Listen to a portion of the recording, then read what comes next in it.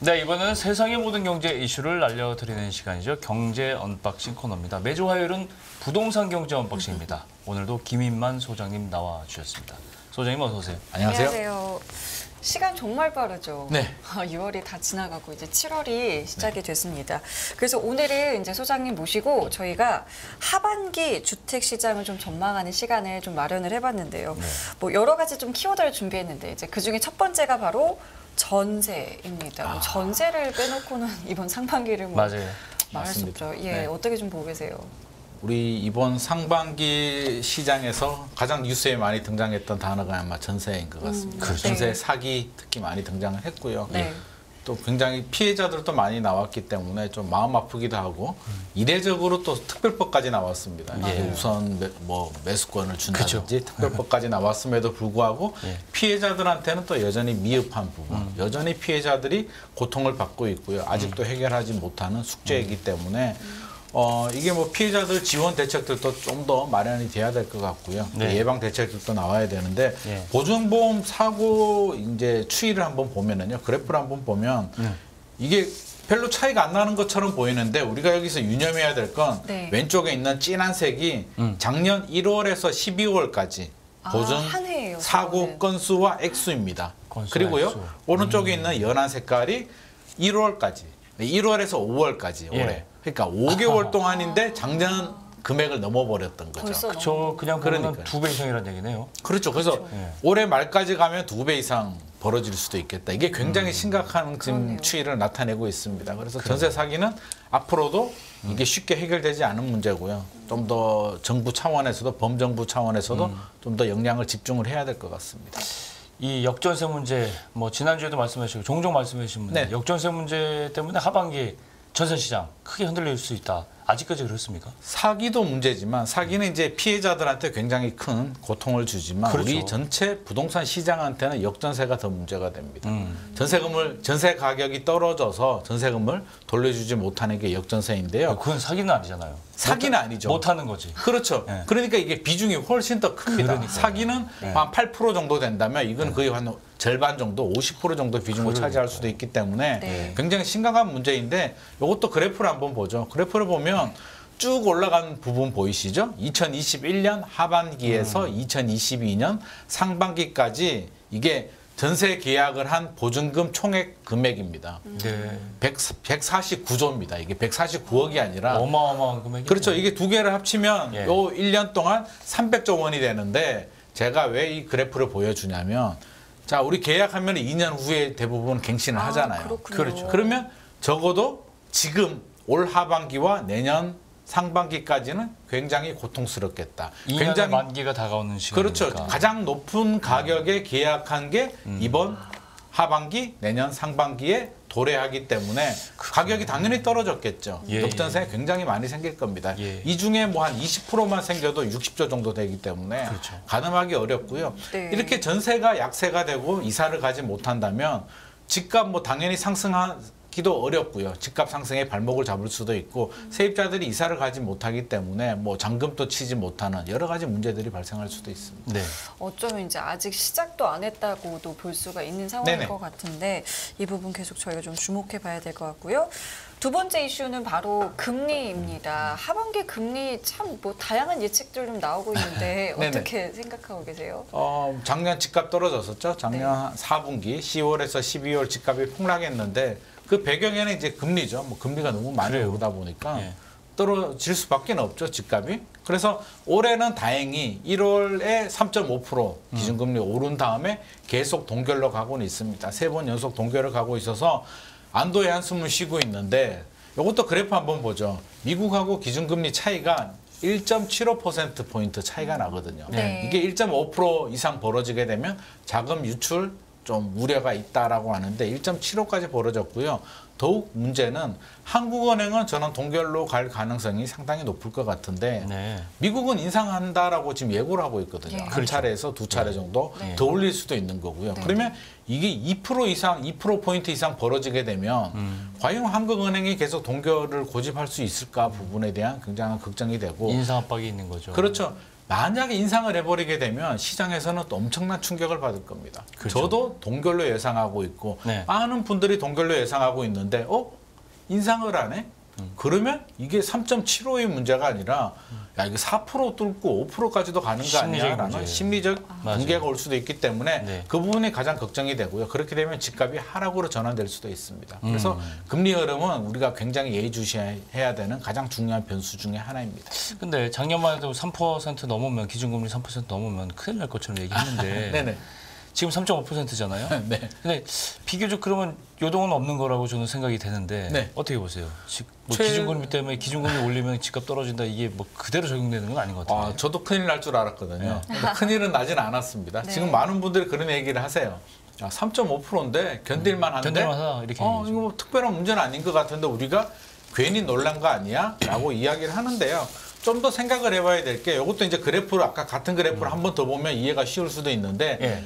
3.5% 숫자가 중요한 게 아니고요. 올라가는 과정이 중요하거든요. 네. 이게 2022년 1년만 딱 잘라서 보면 거의 수직 상승을 합니다. 그렇죠. 우리 예상보다도 예. 이게 천천히 올라가주면 우리가 적응을 하면서 충분히 문제가 없을 수도 있는데 네. 1년 만에 너무 가파르게 올라가다 보니까 패닉이 온 거죠. 심리적으로 야, 이 속도로 올라가면 5% 뚫고 더 올라갈 수도 있겠다라는 두려움 때문에 맞아요. 심리적 붕괴가 생긴 거거든요. 그래서 3.5%는 뭐 괜찮을 수도 있다. 이게 2, 3년에 걸쳐서 3.5% 갔더라면 사실 저는 별 문제가 없었다고 보는데 추이가 문제이기 때문에 올 하반기도 사실 0.25 정도 올리는 거는 괜찮을 수도 있거든요. 네. 근데 이게 수직 상승이 안 가면 괜찮은데 미국도 아마 수직 상승은 좀 힘들지 않을까 하는 생각이 듭니다. 아니 그래서 미국에 비하면 양반이에요. 양반이죠. 예. 한국은행은 미리 좀 올리기도 했고 예. 덜 올렸기 때문에 양반이어서 혹시라도 하반기에 0.25가 올라가더라도 너무 놀라지는 말았으면 좋을 것 같습니다. 네. 알겠습니다. 세 번째 이슈도 짚어볼게요.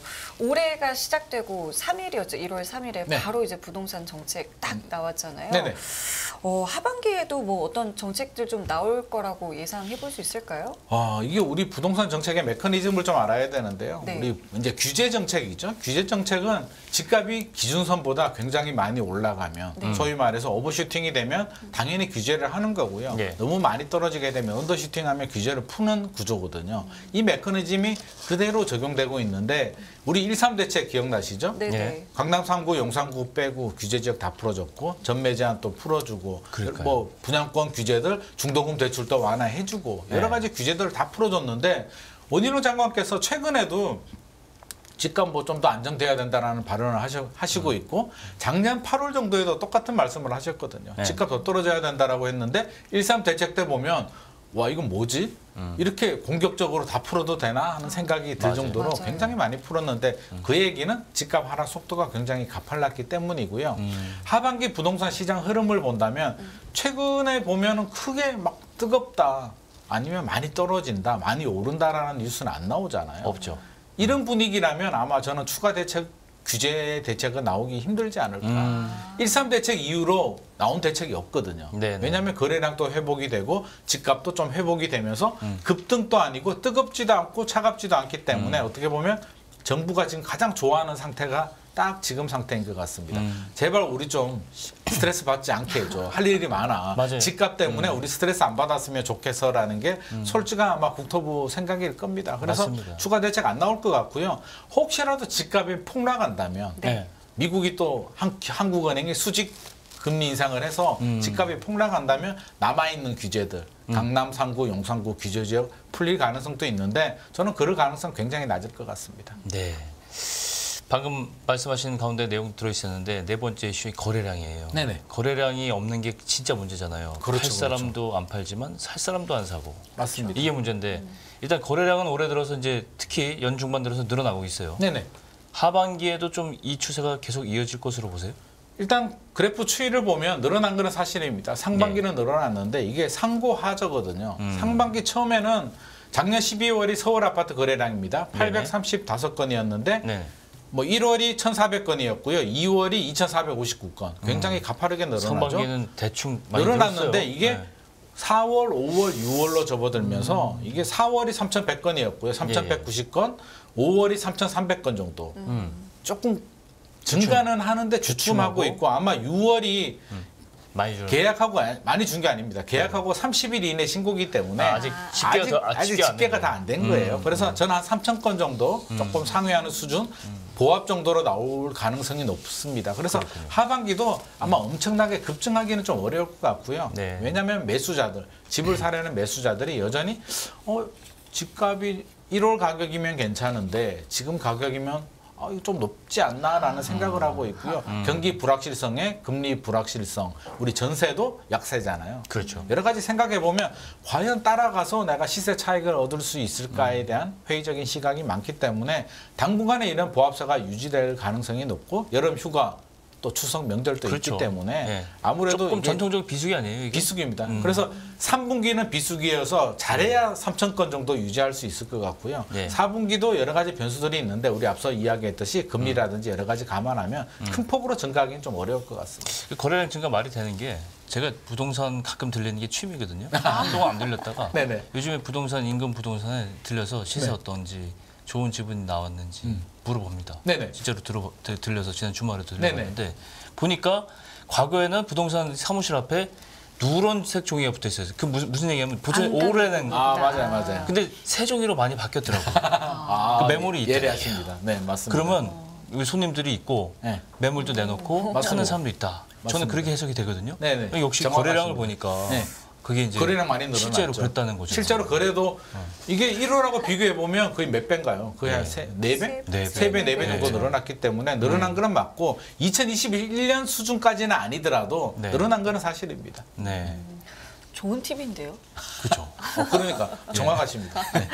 자, 저희 5번째 이슈는 청약이에요. 저희 지난주에 뉴홈 이야기도 했는데 네.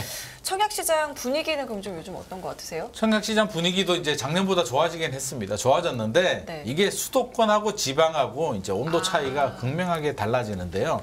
여기 그래프 보시면 아마 눈에 확 띌 겁니다. 네. 파란색이 서울이고요. 까만색이 전국이거든요. 너무 차이 나는데. 너무 차이가 나죠. 늘어나긴 했습니다. 그래서 전국도 2배 정도 늘어나긴 했어요. 2배 정도 늘어났는데 서울 같은 경우는 8배가 늘어났거든요. 네. 그래서 온도 차이가 아무래도 전국이라고 하면 이제 지방이 많이 포함되기 때문에 예. 지방보다는 서울 수도권 지역들. 그러니까 입주 물량이 좀 부족하고 사람들이 좀 불안하거든요. 전체적으로 완전히 회복된 상황이 아니기 때문에 입주 물량이 부족하고 미분양 우려가 없고 수요가 풍부한 서울 수도권 지역으로 좀 눈을 많이 돌리고 아니 근데 있는 저 것 같습니다. 차트에서 청약 경쟁률 변화 차트에서 보면 파란색이 이제 서울이라고 써 있는데 네. 저게 정확하게 수도권입니까? 서울만 그런 겁니까? 지금 서울입니다. 보니까 서울 지역만. 네. 그럼 서울 주변에 예를 들면 남양주라든가 구리라든가 이런 데는 포함이 안 된 거잖아요. 포함은 안 됐는데 수도권 전반적으로 그러니까 이게 전국이 2배가 나온 게 수도권 지역이 좀 많이 끌어올린 거 아닌가. 경기 인천 그것까지 지역들도 그렇죠. 그것까지 하면 맞습니다. 저보다 훨씬 차이가 나는 거죠. 수도권으로 묶으면 더 묶어버리면. 많이 나올 수도 있죠. 아, 지방은 심각해요. 지방은 더 제가 내려갈 그 수도 있고요. 말씀 좀 드려보려고 했는데 네. 지방은 제가 얘기 들어보면 청약 시장이고 이 일반 매매 시장이고 굉장히 심각한 맞습니다. 상황입니다. 그래서 우리가 서울 뉴스만 보면 뭐 몇십 대 괜찮고, 1이다, 몇백 대 1이다, 수방사 600대 1이라고 하는데 네. 그거는 그들만의 리그고요. 아주 일부적인 문제이기 때문에 예. 그 600대 1만 보고 굉장히 과열됐다라고 판단하시면 안 됩니다. 맞습니다. 그럼 뭐 서울 수도권에 좀 한정돼서 좀 질문을 드리면 청약을 좀 고민하시는 분들도 계실 거 아니에요? 네네. 그러면 지금 시점 자체는 뭐 좀 적당하다고 보세요? 최근에 이제 청약 쪽에 이제 많이 몰리고 있는 이유 중에 하나가 여러 가지 좀 장점이 있습니다. 계약금 10%만 내도 되고요. 사실 지금 불안하거든요. 그렇죠. 3년 그러니까요. 후는 어떻게 되겠지? 입주하는 기간, 버퍼링 기간이 있기 때문에 상대적으로 일반 아파트보다는 청약 시장에 좀 눈을 많이 돌리고 있고 이게 새 아파트고요. 분양가 자체도 엄청난 고분양가는 아닙니다. 주변 아파트 시세 정도로 나오고 있기 때문에 많은 네. 분들이 관심을 가지는데 저는 실수요자라면 뭐 청약 시장 당연히 문 두들겨 보셔도 좋을 것 같습니다. 하반기도 좋은 청약 물량들 많이 나오고 있고요.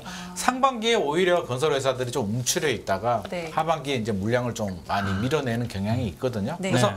묻지마 청약은 하시면 안 되고요. 철저하게 역세권 주변이라든지 자기가 원하는 지역 위주로 분양가 잘 확인한 다음에 들어가시는 게 좋을 것 같습니다. 근데 묻지마 청약 한때는 묻지마 청약을 이 통용되는 시절도 있었습니다. 기억해 보십시오. 그게 무조건 하면 되는 그런 시장이 있었잖아요. 그게 2020년, 2021년에는 가능했고 또 뉴홈처럼 정책적으로 우리 세금으로 확실하게 분양가를 낮춰주는 곳이라면 묻지마 뭐 무조건 하셔도 되겠지만 일반적인 민영 아파트 같은 경우는 묻지만은 하지 마시고요. 좀 꼼꼼하게 따지고 들어가시는 게 좋을 것 같습니다.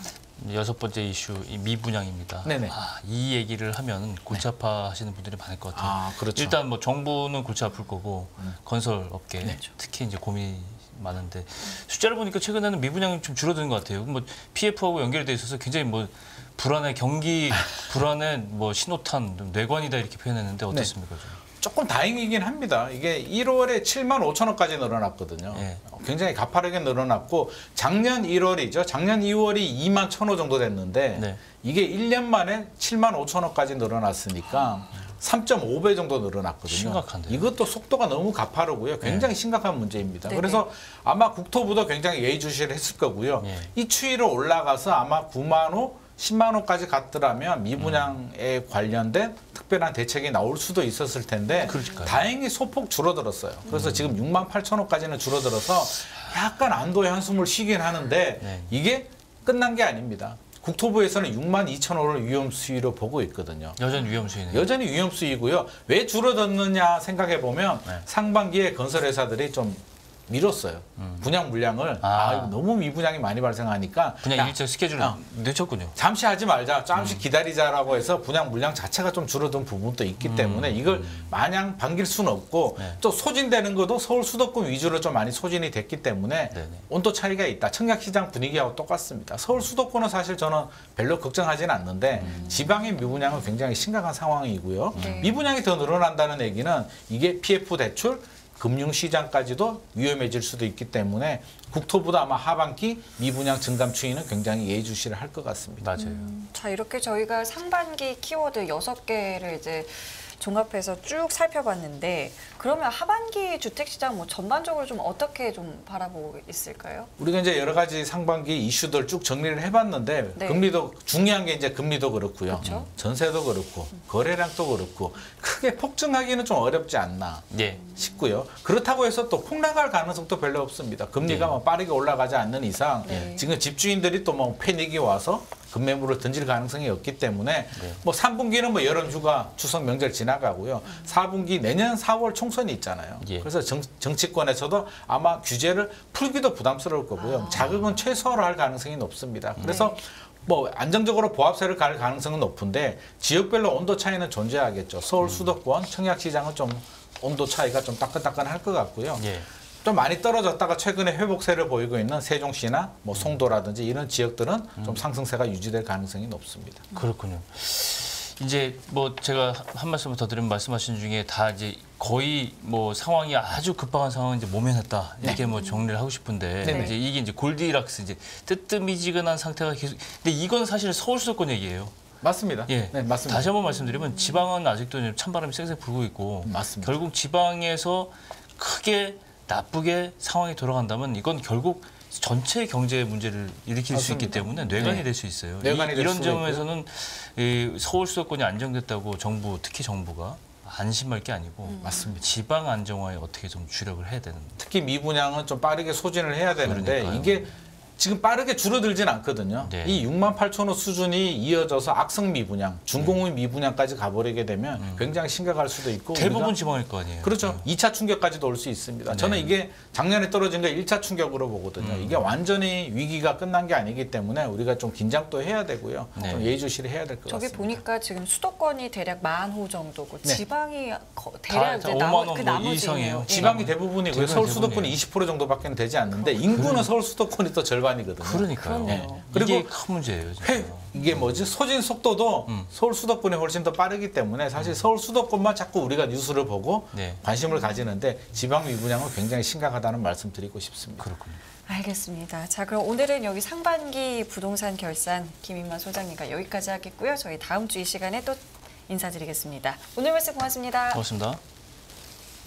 예, 깊이가 다른 경제 뉴스 연합뉴스 경제TV 경제 언박싱 오늘 여기서 마무리하겠습니다. 네, 시청해주신 여러분 감사드리고요. 저희는 내일 이 시간에 다시 찾아뵙겠습니다. 지금까지 김경원. 성김이었습니다. 고맙습니다. 고맙습니다. 끝없는 위기 속 기회는 언제나 숨어 있습니다. 성공한 투자 고수들과 나눈 투자의 철학. 다가올 기회를 잡아내는 부의 만찬으로 여러분을 초대합니다. 푸짐하게 한 상 차려놓았습니다.